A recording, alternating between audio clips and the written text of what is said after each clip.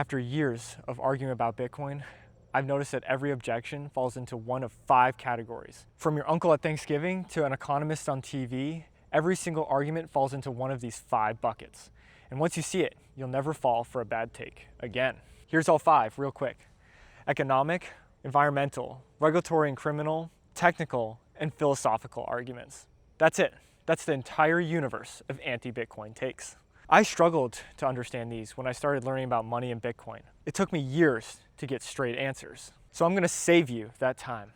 By the end of this video, you should be able to shut down pretty much any Bitcoin argument that's thrown at you, or at least know exactly why it's wrong. Let's start with the first category, the economic arguments. This is stuff like no intrinsic value, too volatile to be money, deflation is bad, and the fixed supply is a bug. Okay, the no intrinsic value argument.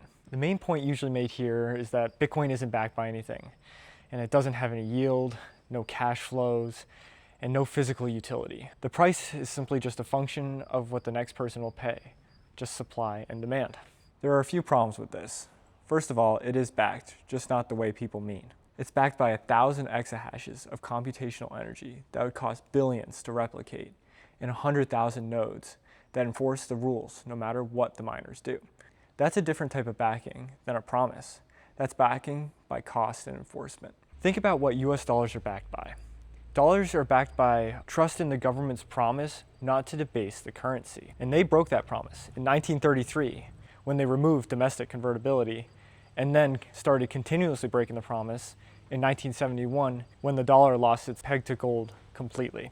The value of the dollar is constantly being diminished due to the printing of new money. That's a constant default on a promise. Bitcoin's not a stock, it's a currency. Bitcoin doesn't have a cash flow or yield, and shouldn't. The whole point is to get rid of the inflationary debt-based system and replace it with a savings-based system on a sound money standard.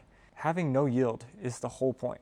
If a currency has a yield attached to it, where does the money come from to pay the yield? You guessed it, from newly printed money.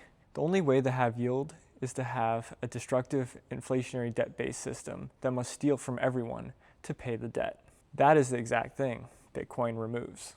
Now, the lack of physical utility is an argument gold proponents often make. Having a physical utility actually is a detriment and makes the currency worse. Perfect money should only serve the role of money. Jewelry and industrial use make up more than half of gold's demand every year, and it's not neutral. When gold's price increases as a monetary or savings asset, jewelry's demand falls, almost as close to as 10% for every 10% increase in gold's price. That's gold's physical utility working against its monetary function in real time. Exactly the kind of distortion perfect money shouldn't have. This is actually an argument against gold and an argument for Bitcoin, whose entire demand is monetary, nothing else. And ironically, that outside demand is part of why gold's price moves more than people assume. But no one calls gold too volatile to be money. Okay, the point that Bitcoin is too volatile to be money. The problem is you're measuring in an infinitely printable piece of paper. 1 Bitcoin is 1 Bitcoin. Now, if you want to measure in dollars or any fiat currency, because to be fair, currently everything is priced in fiat, well, as Bitcoin grows, it gets less volatile. As the market cap increases, it becomes harder for the price to swing, as we can see with Bitcoin's historical price action. Bitcoin is still volatile because we are still very early. Bitcoin is also volatile because it's an instantly accessible global money. Think about what that means. Bitcoin trades 24 hours a day, 7 days a week, 365 days of the year, with no closing bell, no circuit breakers, and no waiting for Monday morning. Every single person on Earth with an internet connection can buy, sell, and move it within seconds. No other asset in human history has had that property. From a fiat perspective, this makes it look chaotic, but what's really happening is Bitcoin is pricing in the world live, all the time, with no delay and no gatekeepers. Traditional markets give the illusion of stability, partly because they're simply closed all the time. A stock can have a calm trading week, only because trading was paused for 16 hours a day and all weekend. Bitcoin doesn't get that luxury or that illusion. So when people say Bitcoin is too reactive, what they're really saying is a market that never sleeps, never hides information, and never gets to pretend things are calmer than they actually are. Bitcoin tells the truth. Volatility isn't just Bitcoin telling the truth. It's also serving a purpose. If it wasn't volatile, many people wouldn't be interested in it. Think about it. If Bitcoin acted like a savings bond, earning 2% a year, would you even be watching this video? Would you even have heard of it? The volatility is exactly what got it in front of millions of people in the first place. It's the best advertising campaign in financial history, and it's running entirely for free. The volatility is also what makes early adoption meaningful. If the price only moved a few percent a year, then there would be no incentive to take on the risk of understanding it early, holding through the uncertainty, and getting off zero when no one else believed in it. The volatility is the reward mechanism for conviction. It compensates people for doing the hard thing, which is believing in something before it's obvious. If you wait for when it's more widely adopted and the volatility is lower, then you're going to miss out on the early rewards. That's why there's the saying in Bitcoin, you get Bitcoin at the price you deserve. The honest way to think about volatility is it's the price Bitcoin charges for being early. And every single year, as adoption grows, liquidity deepens, and as more capital flows in, that price gets cheaper. The volatility you see today is not a permanent feature of Bitcoin. It's a temporary feature of Bitcoin being young. Eventually it fades. By the time it does, most people will have missed the point entirely. And for what it's worth, a lot of us who hold Bitcoin don't think it's overvalued at all, even at its all-time highs. We think it's early. All right, what about the thing that every modern monetary theorist fears? Deflation. Bitcoin is a completely different system to the current fiat system, and that distinction matters most when you're talking about deflation. Depending on what system you're looking at it from, you see a completely different thing. Deflation is bad in the current debt-based system. Deflation makes things cheaper, but debt more expensive. If debt becomes more expensive, then the whole system will collapse because the debt will become unmanageable. This is why deflation is avoided at all costs in the current system. Deflation is the result of the free market creating better, faster, cheaper products for you and everyone else. Economic actors compete in the free market to make money, and the only way to do that is to provide more value than the next guy. You only buy what provides you more value. That competition in entrepreneurship, fighting to win your money, is what forces prices down over time. That is deflation. Deflation is everything getting cheaper around you while you do nothing. Think about cars. In 1908, the Model T was released for a price of $850, which is $28,500 in 2026 terms. So for the same price as a Model T, you could buy a brand new 2026 car for $28,500 that can go way faster, has way more safety features, has entertainment features, is way more gas efficient, better for the environment. I could go on.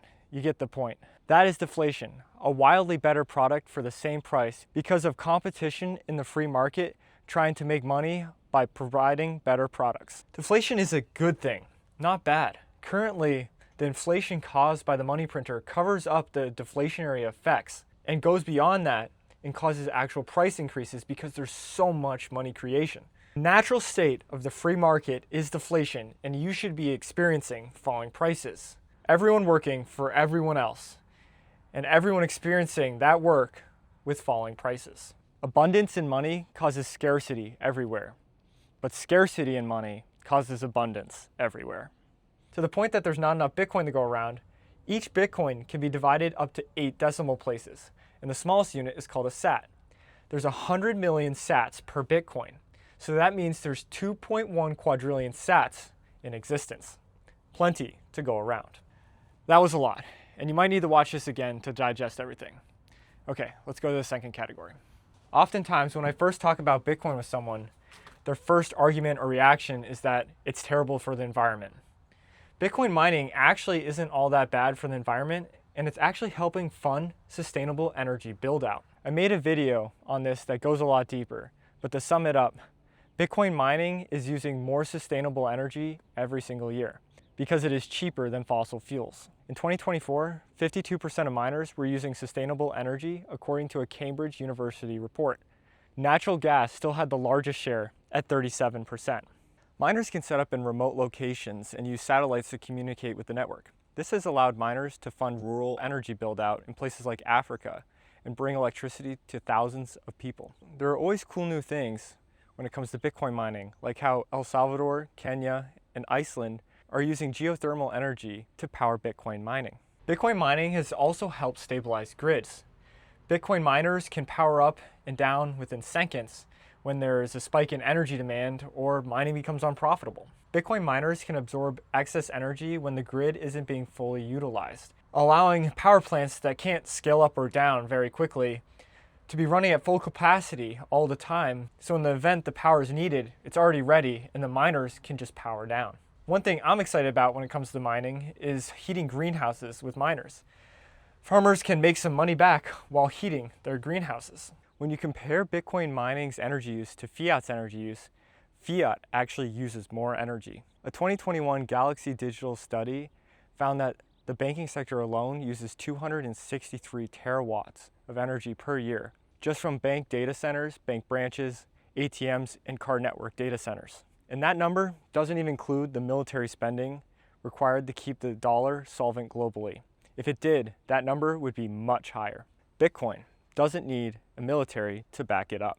E-waste is another component, and mining equipment usually lasts 5 to 7 years, but is only profitable for 2 to 4 years, so there's a lot of turnover. According to that same Cambridge report, about 3/4 of miners repurpose, sell, or donate outdated mining equipment, and about 1/4 have a dedicated recycling program in place. Only 13% of hardware retirements actually end up as non-recycled e-waste, and translating that to tonnage comes out to be roughly 2.3 kilotons in 2024. Compare that to total global e-waste in 2024 of 62,000 kilotons. Bitcoin mining e-waste is just a rounding error. AI e-waste currently sits at a similar level, about 1.5 kilotons, but a recent 2026 study estimates that that could grow to 131 to 225 kilotons by 2030. Bitcoin's 2.3 kilotons isn't nothing, and mining should handle it responsibly as it grows. But AI servers alone are expected to produce 50 to 100 times that much e-waste by 2030. The third type of argument against Bitcoin is the regulatory or criminal use argument. The biggest point to be made here is that cash is still the primary vehicle for illicit activity, not crypto and not Bitcoin specifically. Illicit activity is consistently made up less than 1% of all crypto transaction volume.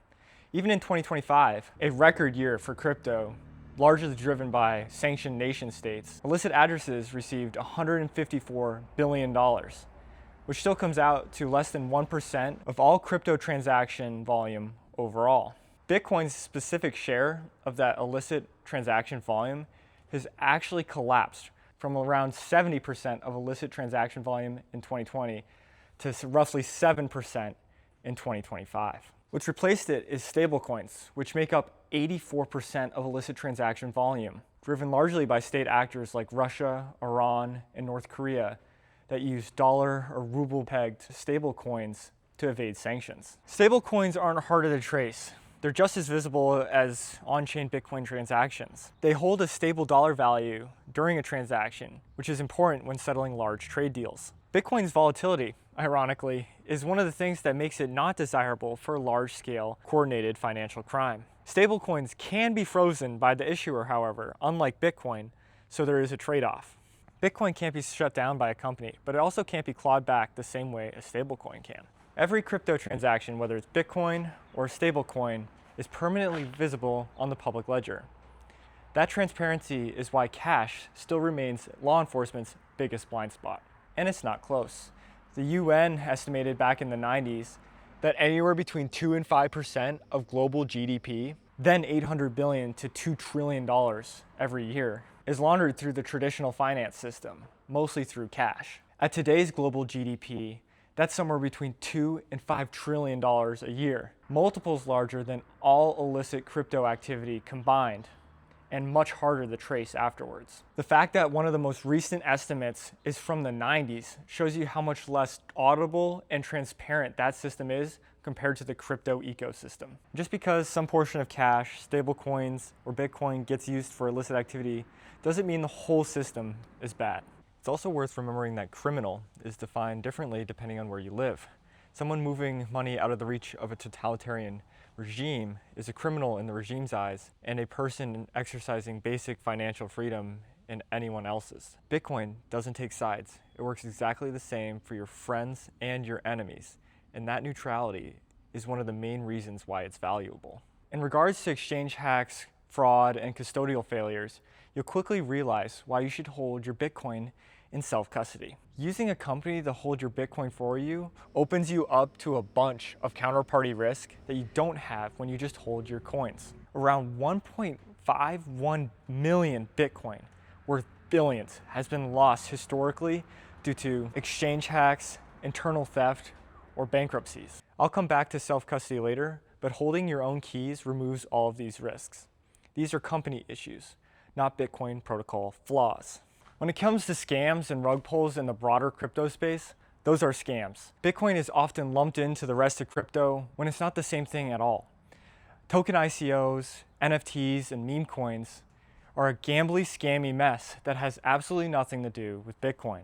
I have an entire video breaking down why Bitcoin and crypto are not the same thing, so if you want the in-depth version, watch that video after this one. Regulatory crackdown arguments had more credence in the early days, but they're not much of a concern anymore. The United States is in a position where Bitcoin isn't being embraced, but it's not being attacked either.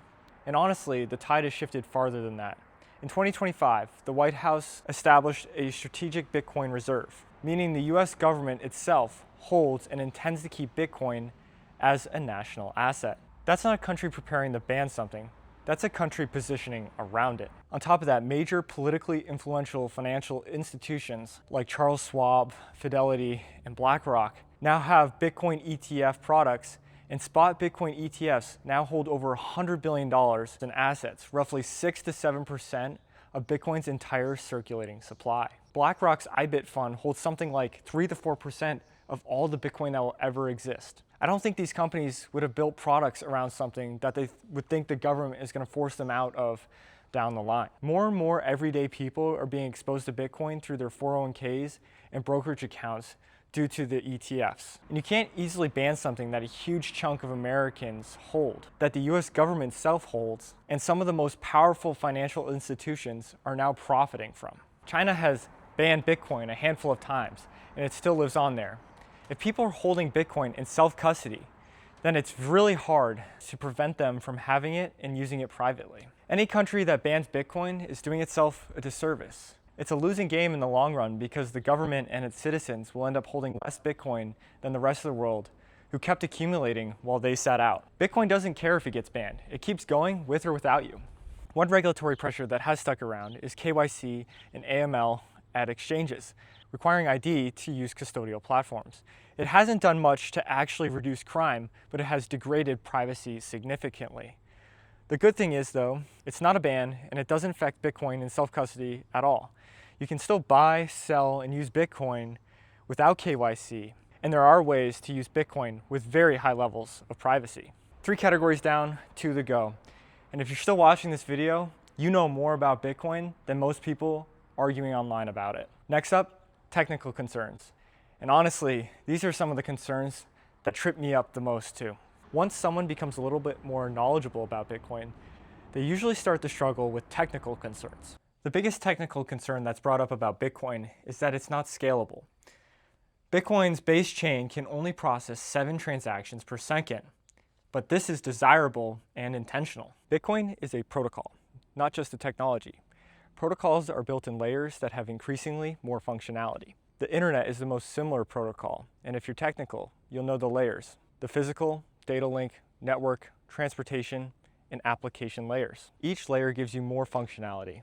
With Bitcoin, layer 2 gives us cheap, fast, and more private transactions. It's desirable to have a strong base layer, and then have layers on top of it that can add more privacy, convenience, and scalability. All right, I'm going to show how simple and fast a layer 2 Bitcoin transaction is. So I'm going to send some funds using Lightning to my Primal wallet. And so here's my wallet. I'm going to hit add details. I'm going to add 2,000 sats, which is about $1.28. Hit apply. I'm going to copy that. I'm going to go to my other wallet. I'm going to hit send. I'm going to paste that in, allow paste. You can see this is Phoenix Wallet. I'm sending 2,000 sats, hit pay, and just like that, 2,000 sats sent. That's how fast a Bitcoin layer 2 transaction is. And there's no max amount of transactions for that, and it's pretty much free. I paid a 12 sat fee there, which is less than a cent for sure. The other major technical concern is that a sufficiently powerful quantum computer could break the cryptography of Bitcoin, specifically the elliptic curve signatures that prove that your coins are yours. If that happened, an attacker could theoretically forge signatures and steal funds, especially from older addresses where the public key is already exposed on chain. This is a real, credible concern, and it's actually being taken more seriously by researchers and developers right now, rather than being dismissed. However, if and when quantum computing can break elliptic curve cryptography is up for debate. And whether it's a few years or a few decades, Bitcoin will survive it. The important thing to understand that Bitcoin isn't a static system. It can change and upgrade like it has with SegWit and Taproot in the past. Developers have already proposed concrete solutions like BIP360, which introduces a new post-quantum safe address type.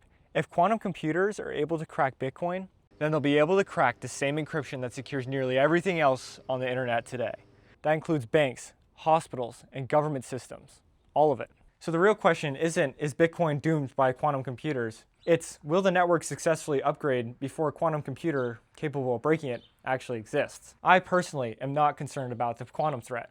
It's a civilizational-wide problem that every digital system needs to address. Okay, I saved the best for last. The final type of argument against Bitcoin is the philosophical or political argument. The biggest one of these, and probably one of the biggest arguments against Bitcoin in general, is that it's a Ponzi, or at best, a case of the greater fool's theory. It only has value because someone else is willing to pay more for it later. A Ponzi scheme is an investment fraud that pays existing investors with funds collected from new investors. Ponzi scheme organizers often promise to invest your money and generate high returns with little or no risk. But in many Ponzi schemes, the fraudsters do not invest the money. Instead, they use it to pay those who invested earlier and may keep some for themselves. Bitcoin cannot be a Ponzi by definition.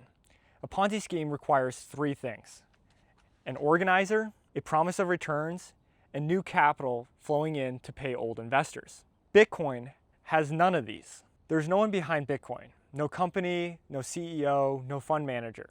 So who is running the Ponzi? There's no entity that's taking your money and handing it to someone else. When you buy Bitcoin, you're not investing in anything. You're buying an asset directly, peer-to-peer, with a supply cap of 21 million coins and a ledger that's public and audible by anyone on Earth. That's not just different from a Ponzi scheme, that's the structural opposite of one.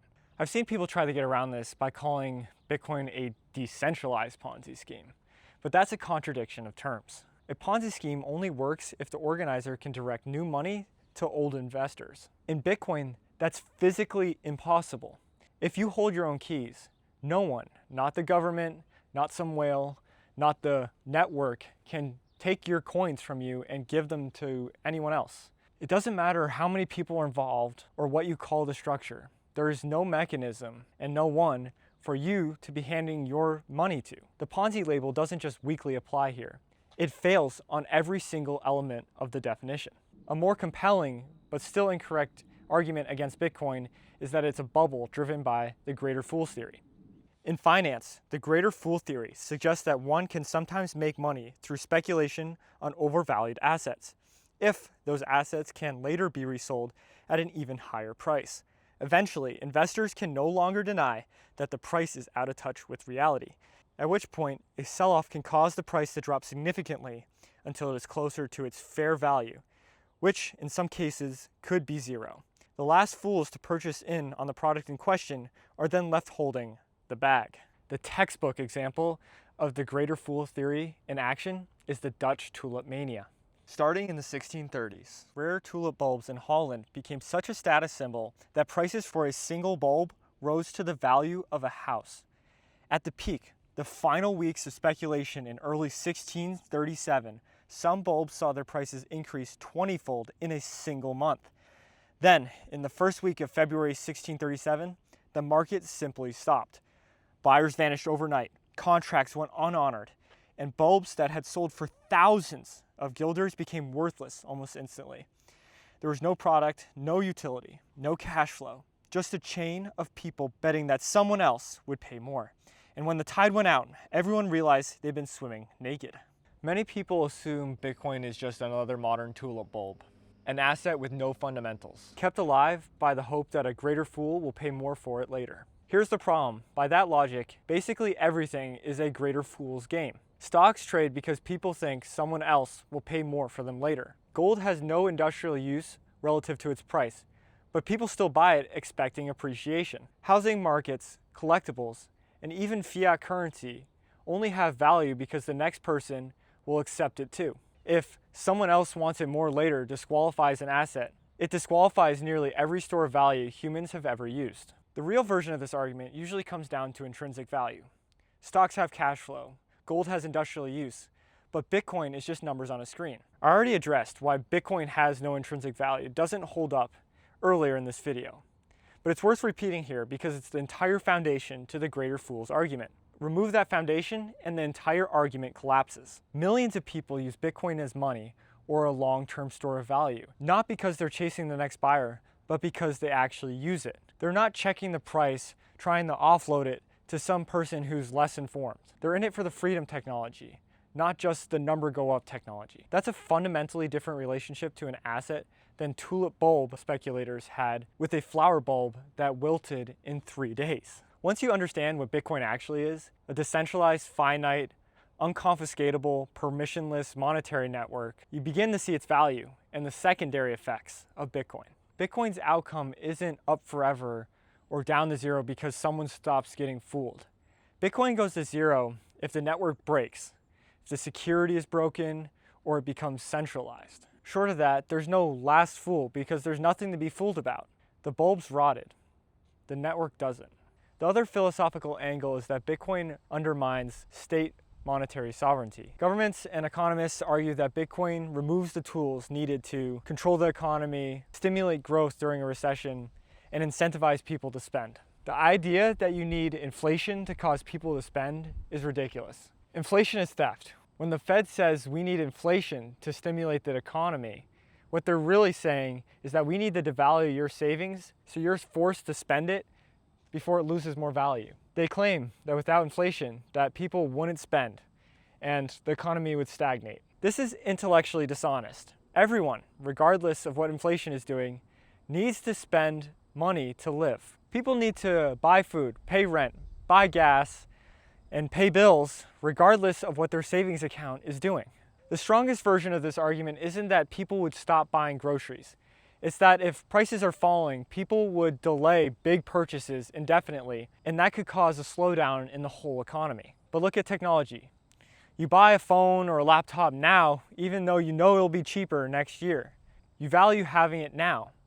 People value having things now. That doesn't change because the currency holds its value better. Without inflation, people's time preference would likely shift. They'd save more and consume less things that they don't actually need. That's not economic stagnation. That's healthier capital allocation. But the claim people would simply stop spending money on things that they need and want is absurd. Bitcoin does remove most of the tools that governments use to manipulate the economy. Under a Bitcoin standard, the government can't stimulate the economy by printing new money or suppressing interest rates. This is a feature, not a bug. Without the government distorting the price of money, prices become a real economic signal again. Capital gets allocated to what's actually productive, not to whatever is propped up by easy credit. Businesses and projects that aren't creating real value fail faster instead of limping along on artificial life support. The economy stops lurching through boom and bust cycles due to easy credit expansion, and downturns do what they're actually supposed to do: clear out misallocated capital quickly instead of being masked and dragged out by artificial stimulus and currency debasement. What you end up with is slower but more stable productivity increases. The final concern, and I think one of the most reasonable, is the concerns around adoption. Bitcoin requires a high level of self-responsibility. There's no customer service line to call, no fraud department to reverse a transaction, no forgot password to reset your account. If you lose your keys or send funds to the wrong address, that's it.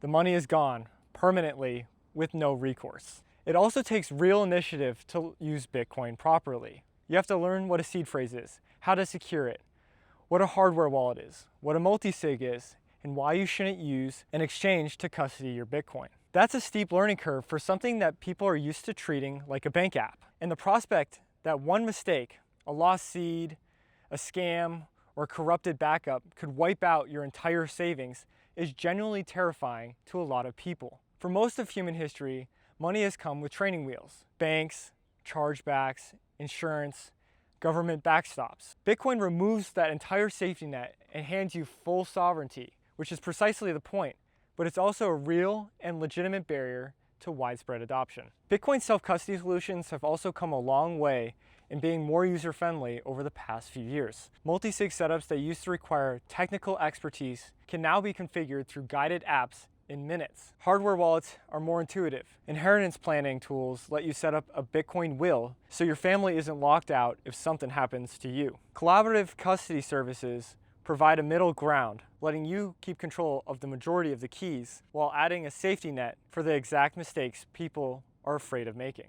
We are still very early in Bitcoin's adoption, and usability will keep improving from here. Each cycle brings better tools, clearer education, and simpler onboarding. The same thing happened with the early internet. Using it in 1996 required real technical knowledge, but now a 5-year-old can use an iPad. Self-custody today is Bitcoin's dial-up era.